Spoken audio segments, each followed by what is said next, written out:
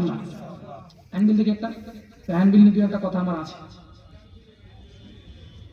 এই বিষয়টা হচ্ছে মানে কি আমি জানি না, আমার বিশেষ কোনো পরিচিতির প্রয়োজন আমি মোশাররফ হোসেন মনে করি না যে আছে।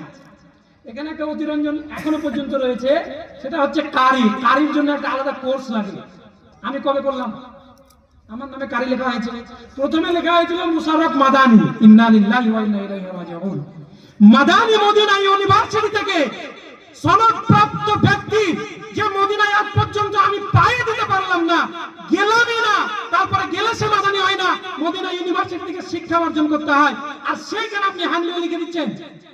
প্রথম দিন হ্যান্ডবিল চোখে আসা মাত্র ফোন করে আমি ভাইকে বললাম, এখনই হ্যান্ডবিল পরিবর্তন করতে হবে, এখনই, এক সেকেন্ড সময় নেই। বলছে থাকুক, ইন্না লিল্লাহি ওয়া ইন্না ইলাইহি রাজিউন।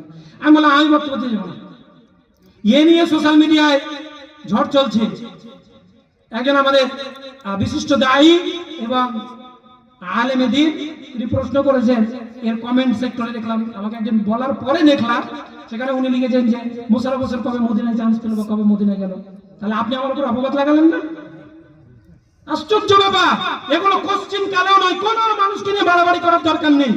কারণ আমরা প্রত্যেকে সম্মানীয়, আল্লাহ প্রদত্ত।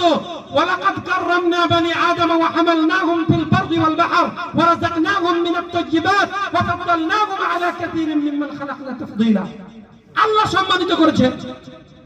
যিনি মদিনা ইউনিভার্সিটিতে পড়ার যোগ্যতা রাখেন, পড়েছেন, আলহামদুলিল্লাহ, তার নামে মাদানী দিন, কোনো আপত্তি নেই।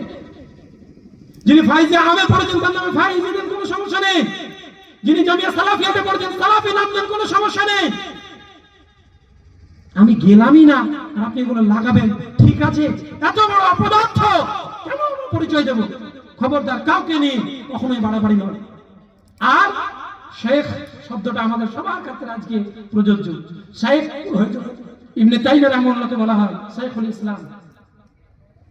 কাকে কি বলতে হয়, কোথায় বলতে হয়, এগুলো আমরা বুঝছি না। আমরা যারা এখানে জ্ঞান অর্জন করছি, আমরা কখনোই কোনো মানুষকে নিয়ে বাড়াবাড়ি করবো না, ইনশাআল্লাহ তাআলা আজিজ। এটুকু আমার বলার ছিল।